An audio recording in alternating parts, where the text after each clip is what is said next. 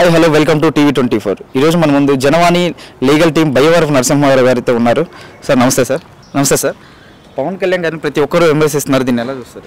అంటే ఇప్పుడు పవన్ కళ్యాణ్ గారిని విమర్శించాలంటే ఒక స్థాయి ఉండాలండి. వారి స్థాయి తెలుసుకుని మాట్లాడితే బాగుంటుంది. ఆ విలువ కూడా తెలుసుకోవాలి. ఆ స్థాయి విలువ తెలియకుండా మాట్లాడే వాళ్ళని అది విమర్శ అనకూడదు, వారిని పట్టించుకోకూడదని మా అభిప్రాయం. ఇప్పుడు సిపిఐ నేత రామకృష్ణ గారు ఉన్నారు కదా, అయితే పవన్ కళ్యాణ్ గారు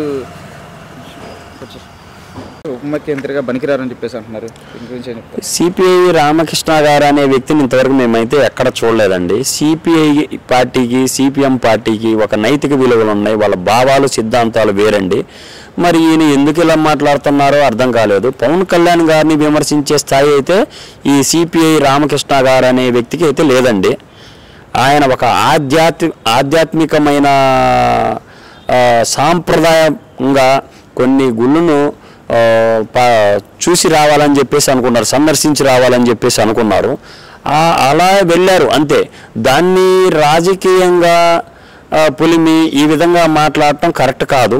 అసలు మీ స్థాయి పవన్ కళ్యాణ్ గారిని విమర్శించే స్థాయి కాదు. ఫస్ట్ మీరు అది తెలుసుకుంటే రామకృష్ణ గారు మాకు పవన్ కళ్యాణ్ గారు ఒకటే నేర్పారండి, జనసేన కార్యకర్తలకి నాయకులకి అందరికి కూడా జన సైనికులకు కూడా. రామకృష్ణ గారు అని మిమ్మల్ని గౌరవంగా మాట్లాడుతున్నాం. మీరు ఉప ముఖ్యమంత్రి గారిని విమర్శించడం తగదు, దాన్ని మేము ఖండిస్తున్నాం. మొట్టమొదట మీరు క్షమాపణ చెప్పాలి. ఉప ముఖ్యమంత్రి గారిని ఆ విధంగా అనటం అనేది చాలా బాధాకరమైన విషయం. జన సైనికులందరూ కూడా ఖండిస్తున్నారు, నాయకులు కూడా ఖండిస్తున్నారు. అంటే దేవాదాయ శాఖ తీసుకోమంటున్నారు, దీని గురించి చెప్తారు? అంటే 4 గుడులకు వెళ్ళి దేవతలని సందర్శించి వచ్చినంత మాత్రాన దేవాదాయ శాఖ తీసుకోవాలని సజెస్ట్ చేయడానికి ఆయన ఎవరండి? అసలు ఆయన ఏమన్నా మహోత్తమైన వ్యక్తి? పోనీ ఆయన ఏమన్నా సీనియర్ నాయకుడా? ఆయన ఏదన్నా ఆంధ్రప్రదేశ్కి కానీ, ఆయన సొంత విలేజ్కి కానీ, వాళ్ళ మండలానికి కానీ, వాళ్ళ జిల్లాకి కానీ ఒక మంచి పని చేసి చెప్పమానండి. ఏది చేయని వ్యక్తి ఉచిత సలహాలు ఇస్తాం అనేది కరెక్ట్ కాదు. అసలు మీ గురించి ఆలోచించటం కూడా కరెక్ట్ కాదండి.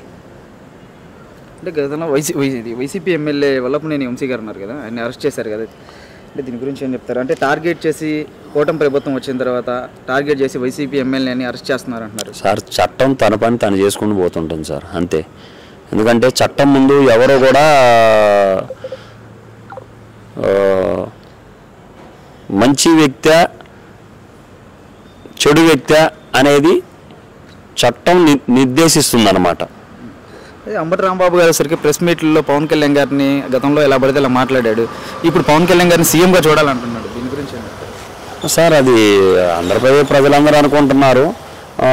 ఆయన కూడా ఒకసారి చిలక జ్యోతిష్యం కూడా చెప్పారు సార్, పవన్ కళ్యాణ్ గారు రాష్ట్రాన్ని శాసిస్తారని.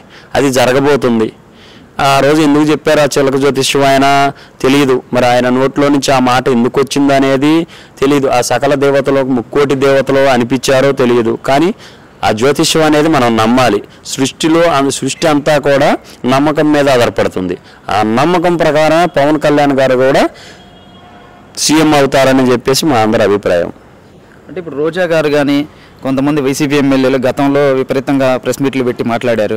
అయితే ఇప్పుడు వల్లభనేని వంశీ గారిని అయితే అరెస్ట్ చేశారు. అయితే వీళ్ళకు కూడా నెక్స్ట్ ఇదే కదా పడిద్ది అంటారు? సార్ చట్టం తన పని తను చేసుకుని పోతుందని చెప్పేసి ముందా చెప్పాం సార్. ఎందుకంటే ఇప్పుడు చట్టంలో ఎవరు కూడా అతిథులు కాదు. ఇప్పుడు మీకు చిన్న ఎగ్జాంపుల్ అండి, మానవుని జీవితం అనేది శాశ్వతం కాదు, వెనక ముందు ఇంకా అంతే. అర్థం చేసుకోగలరని ఆశిస్తున్నాను.